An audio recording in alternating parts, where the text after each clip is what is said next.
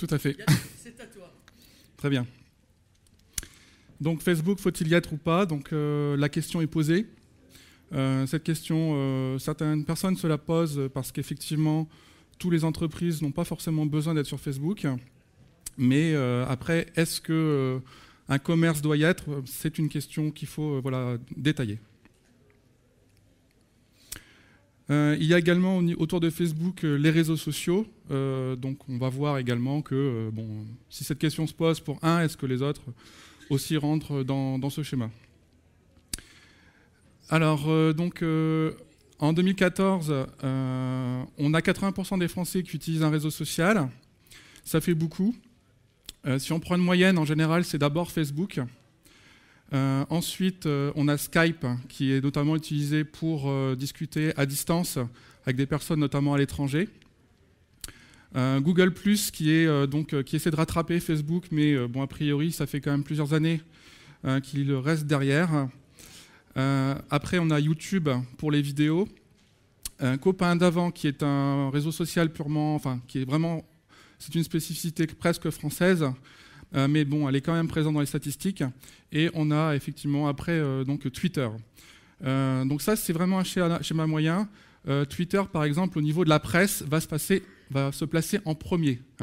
Donc ça dépend vraiment du secteur d'activité. Donc là, on parle vraiment au niveau du français moyen. Donc on parle également de 28 millions d'utilisateurs en France pour le mois de janvier 2015. Donc ça veut dire que dans ce mois-là, la personne a utilisé au moins une fois son compte. Parce que sur ces réseaux sociaux, on va avoir pas mal de comptes qui vont être créés une fois et on ne va plus les réutiliser. Donc pour pouvoir avoir des statistiques fiables sur les réseaux sociaux, on compte qu'il y a eu au moins une interaction au cours du mois. Donc ça fait quand même vraiment beaucoup de monde. On n'est plus dans un phénomène, disons, un petit peu... c'est vraiment quelque chose d'important. Donc il faut vraiment être quand même suivre ce phénomène. Au niveau donc de Facebook, il y a 3 niveaux de participation. Le premier niveau qui concerne tout le monde, c'est je viens regarder les dernières informations parues sur mon mur et je ne suis pas acteur. Je suis simplement je consulte, je consomme de l'information. Je ne suis pas acteur. Bon, ça, n'importe qui peut le faire. D'ailleurs, sur son téléphone mobile, je déroule mon mur, je regarde. Deuxième type d'interaction, je vais activer un bouton. Donc là, pareil, sur un téléphone, c'est très facile. Soit en cliquant sur « J'aime », soit en utilisant le bouton « Partager ». Donc le « J'aime » ou « Like » en anglais, c'est effectivement pour marquer... un premier départ sur une publication. Partager, ça va être plus fort puisque ça va venir se greffer sur mon mur. Donc tous mes amis vont pouvoir voir ce que j'ai partagé. Et ça va rester, contrairement à j'aime qui va être effectivement un petit peu disparaître dans le flux. Enfin, troisième niveau d'interaction, là je suis vraiment producteur. J'écris donc du contenu. Et donc je publie. Alors ça peut être un statut, donc par écrit, un lien. Ça peut être une photo, un objet multimédia, la vidéo par exemple. Après, on a d'autres choses comme des offres ou des événements quand j'ai une activité particulière. Alors la question, est-ce que mes clients l'utilisent? Oui, vos clients l'utilisent. On a vu par rapport déjà aux statistiques. 14% donc déclarent déjà avoir acheté un cadeau après l'avoir vu sur Facebook. Alors c'est pas forcément évident, on va leur poser la question, ils vont pas forcément s'en rendre compte, mais finalement, en creusant les choses, ils ont vu l'objet, ça les a séduits, et puis au final, ils ont été jusqu'à l'acte d'achat. Pas forcément sur Facebook d'ailleurs, mais d'un moyen détourné, peut-être un petit peu plus tard, ils sont revenus et ils ont été sur le site de commerce. Généralement, donc, les actualités concernant les marques les intéressent. Donc, on a aussi cette chose qui fait que, on sait que commercialement, il y a quelque chose. Notamment, si vous voulez donc, travailler autour de votre marque, ce qui est intéressant, c'est de donner des astuces, des conseils d'utilisation, ce qui va permettre donc d'avoir un journal qui va se développer au fur et à mesure et d'avoir une fidélité au niveau des personnes qui suivent votre mur. Bon, bien entendu, voilà, vous faites des ventes privées. Donc, les personnes qui sont sur Facebook vont être averties. Vous leur donnez une solution pour entrer donc, dans votre magasin tout en se faisant reconnaître. Ça peut être par exemple au niveau de leur mobile. Et ils vont avoir des réductions. Est-ce que vos concurrents l'utilisent? Alors, bien entendu, il est possible que des concurrents viennent effectivement démarcher vos clients via Facebook. Ça ne va pas forcément vous sauter aux yeux au départ. Et puis, il est possible que vous ayez déjà des ventes qui disparaissent de cette manière-là. Si vous avez Facebook, vous allez peut-être effectivement voir qu'il y a des contacts qui se font avec vos clients. Si vous ne l'avez pas, vous ne le verrez pas. Et puis, par contre, c'est possible qu'il y a des choses qui vont se modifier au niveau de vos ventes. Au niveau local, alors on peut se dire, voilà, au niveau local, Facebook, c'est quelque chose d'international, ça ne me touche pas, je n'ai pas trop d'intérêt. En fait, c'est tout le contraire, puisque ça fonctionne en réseau. Et donc, au niveau d'une ville, les personnes qui sont amies entre eux, on va avoir un certain nombre de connexions. Et au final, avec très peu de connexions, on va toucher rapidement beaucoup de personnes. Donc, dans la vie de tous les jours, on va parler de quelque chose à quelqu'un, cette personne elle va se déplacer, elle va rediscuter de la même chose avec une autre personne. L'information va peut-être prendre 2 à 3 jours pour circuler dans la ville, si vous avez vraiment une information très importante. Là, dans Facebook, c'est très rapide. Donc, il faut effectivement être prudent. Et si vous êtes déjà dans Facebook, vous allez pouvoir développer votre présence, surveiller un petit peu ce que font vos concurrents. Donc, après, là, il y a la question est-ce que je dois avoir un profil, une page? Alors, il y a beaucoup de commerçants qui ont un profil et qui l'utilisent pour l'activité commerciale. Et puis, on voit qu'il y a d'autres commerçants, effectivement, qui ont un profil et qui créent leur page et au fur et à mesure, qui essaient de voir un petit peu à ce que les gens aillent plutôt sur leur page que sur leur profil.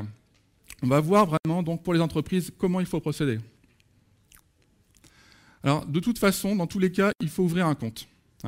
Donc, le compte, c'est la porte d'entrée. Donc, vous allez créer un profil, ça sera votre personne. C'est un compte personnel et celui-ci vous servira pour après déployer le reste de votre activité. Normalement, ce compte est donc de la sphère privée. Donc, vous pouvez très bien le rendre privé en cochant effectivement en cochant donc, dans Facebook pour qu'il soit privé. Alors, ce profil va vous permettre très rapidement d'avoir un maximum d'amis, mais ce n'est pas forcément l'usage prévu par Facebook.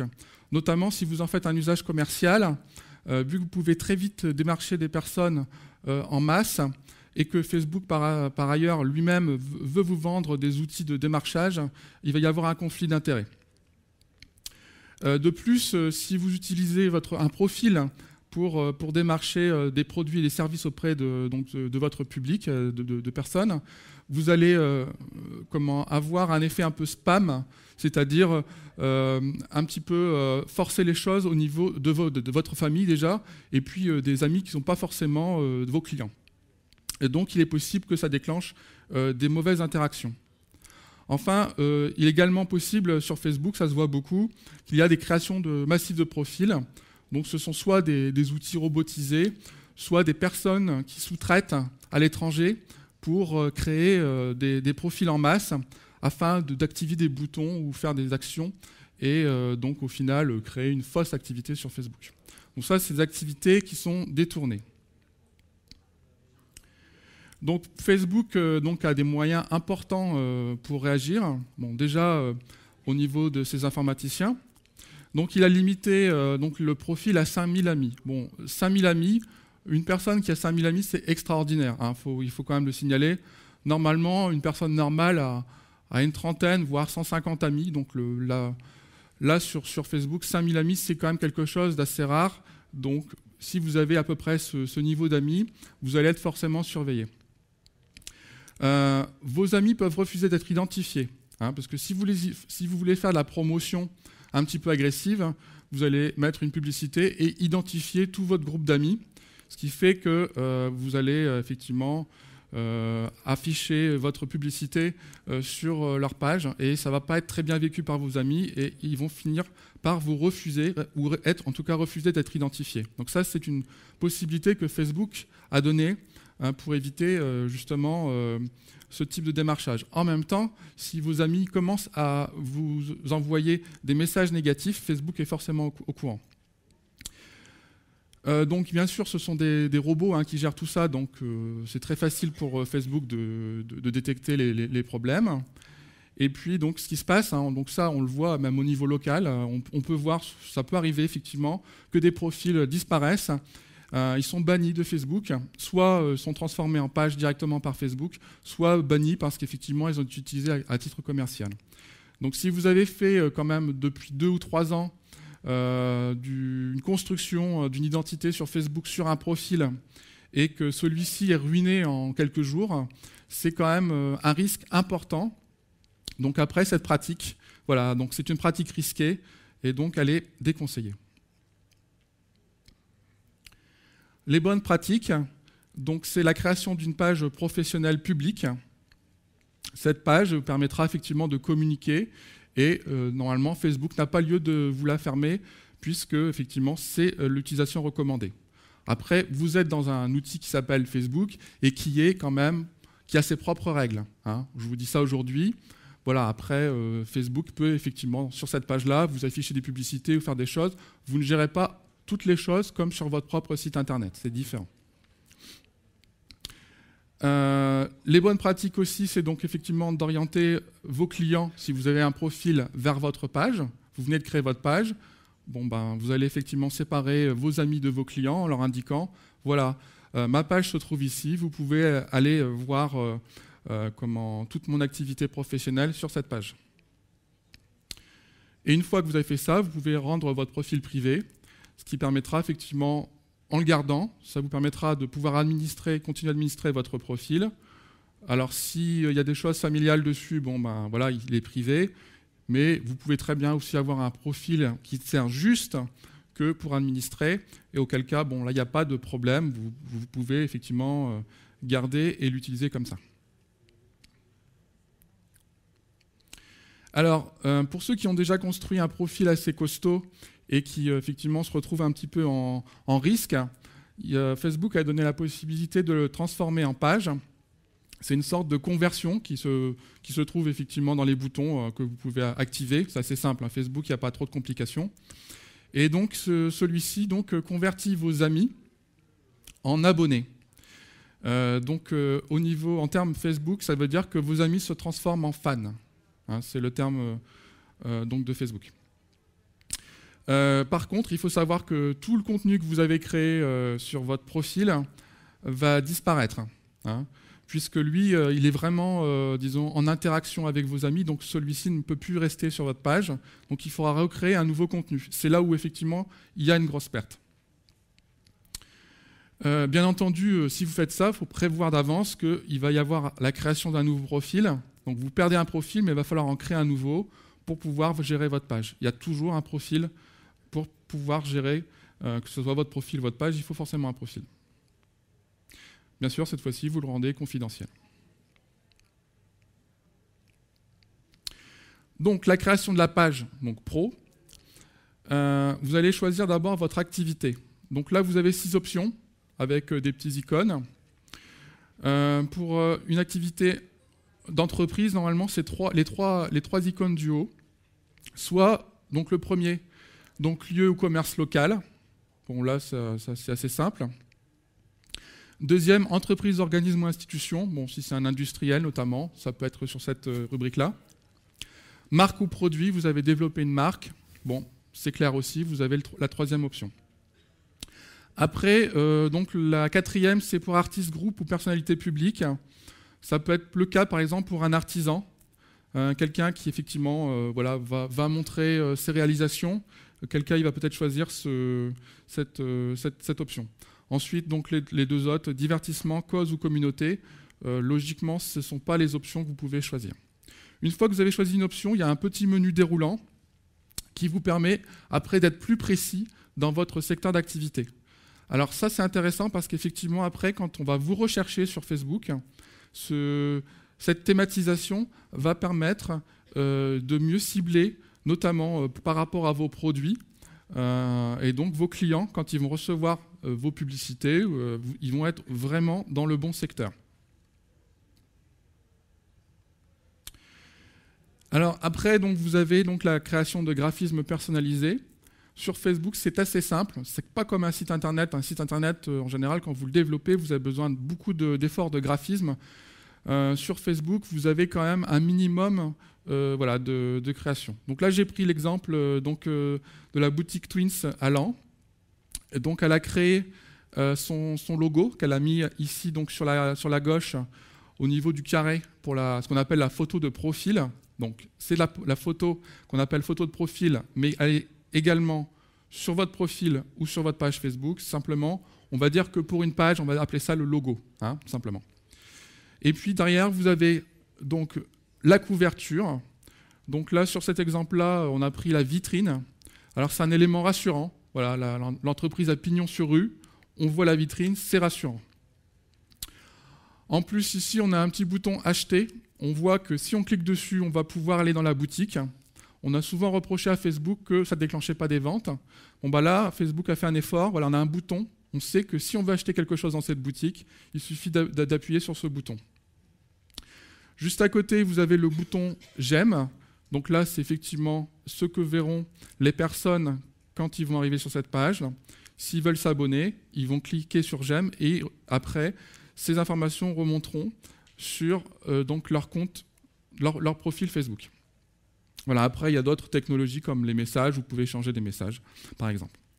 Donc ça, c'est effectivement ce qu'il va y avoir en haut de votre page et qui va un peu structurer la mise en page.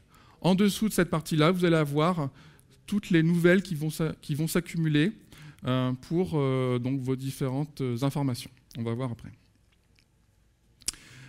Au niveau des tailles, donc les tailles de ces visuels, c'est pour la couverture 851 pixels sur 315. Donc là, soit vous avez un logiciel de dessin. Il en existe aussi des logiciels libres, hein, je vous signale au passage. Donc ce n'est pas forcément un coût pour leur réalisation. Soit effectivement, voilà, vous avez aussi la possibilité, bien entendu, d'aller voir un professionnel de la communication. Et je vous le recommande d'ailleurs parce qu'effectivement, c'est votre image, hein, bien entendu. Comment fidéliser ses clients? Donc, on va faire une page sur Facebook, pas seulement pour toucher ses clients, mais également pour en gagner de nouveaux. Hein. On va sur Facebook parce que ça correspond à peut-être une nouvelle cible, et c'est pour ça qu'on va sur Facebook. On va augmenter son nombre de fans par différentes actions. Donc là, on va être acteur, hein, principalement. Donc, on va créer du contenu, on va raconter quelque chose, notamment donc, au niveau de photos, de textes. Et là, on va essayer d'inciter les fans à être acteurs aussi à leur tour. Alors, ce n'est pas forcément évident. Au début, on débute un peu. On va poster des photos. Alors, poster, c'est déposer des photos sur Facebook. Et puis, on ne va pas forcément se rendre compte. On va se rendre compte que ça ne va pas bien fonctionner. Par exemple, il n'y aura pas de j'aime ou de commentaires. Et puis, bon, on va aller voir un petit peu ce que font les autres. On va se rendre compte que peut-être les photos sont peut-être un peu trop sérieuses ou peut-être pas assez promotionnelles. Donc, on va adapter au fur et à mesure son message. Et puis, ça va déclencher des j'aime et des commentaires. Une fois qu'on commence à avoir un petit peu d'interaction, on comprend très rapidement comment fonctionne Facebook et comment on arrive à avoir ce type d'interaction. Bien entendu, il faut toujours être quand même dans l'optique de son commerce. On n'est plus là sur un profil, on n'est pas sur quelque chose de privé, donc il faut quand même maîtriser effectivement son langage, hein, bien entendu. Également, donc, on n'est pas là que pour produire du contenu.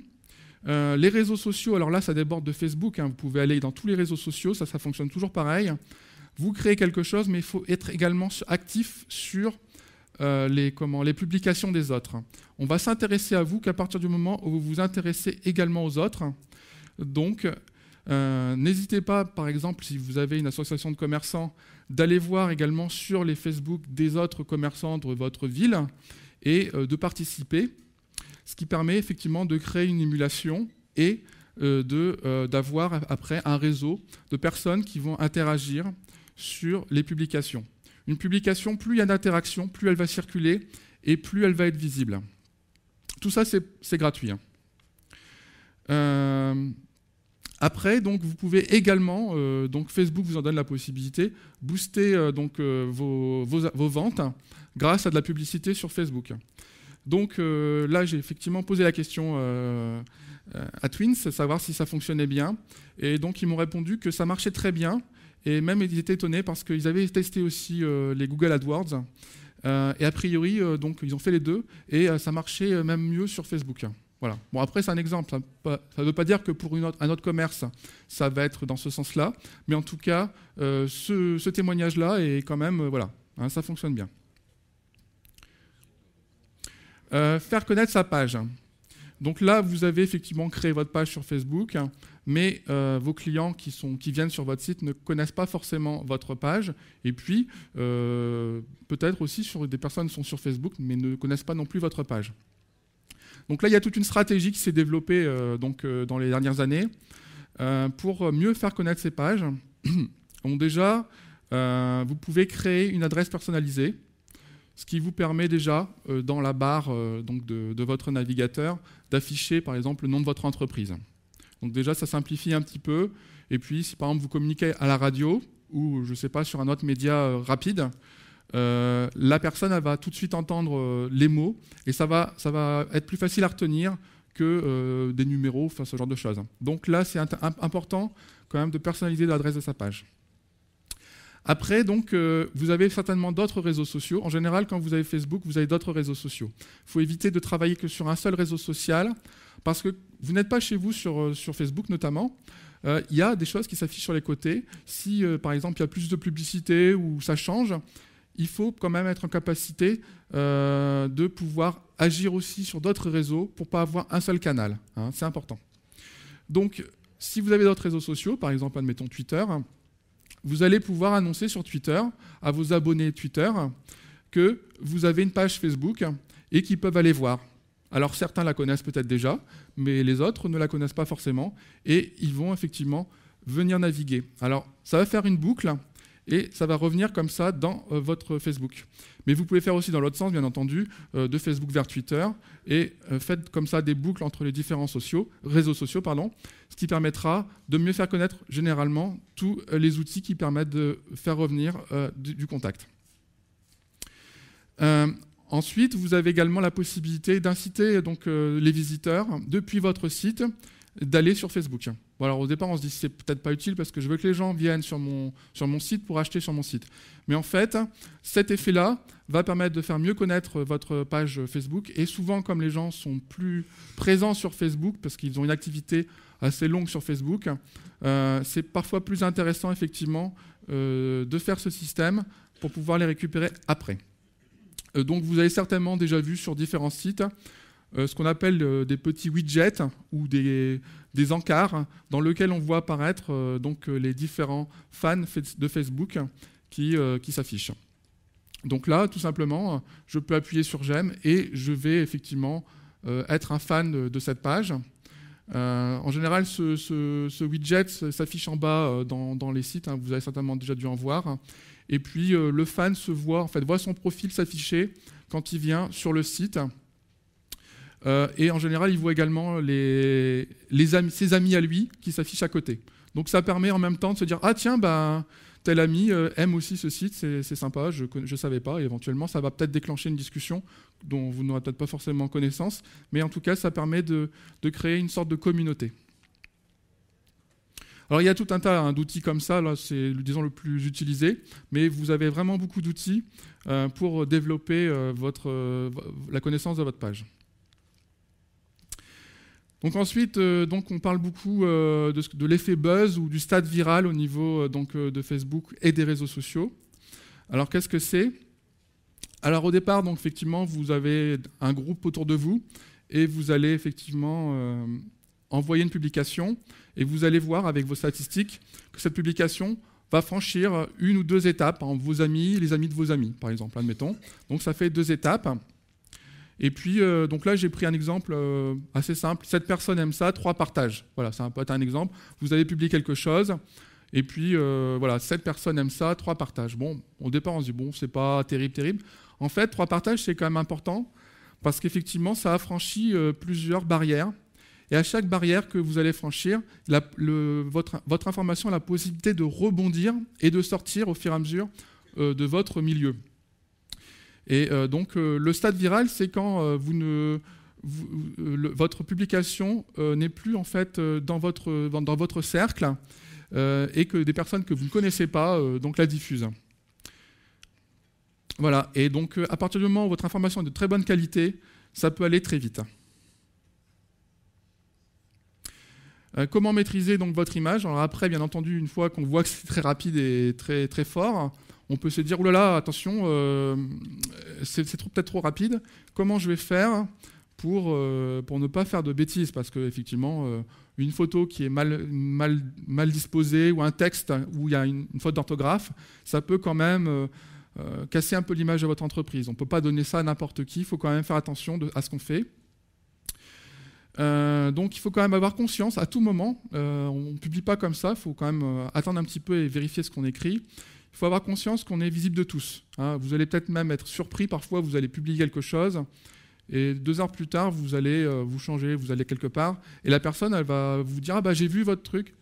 Et la personne n'est pas forcément abonnée à votre page, mais de fil en aiguille, ça s'est transmis comme ça, et très rapidement, voilà, tout le monde est au courant. Donc on est un peu, voilà, on est sur la place du village, on parle et puis tout le monde nous écoute. Il faut effectivement faire attention à ce que l'on dit.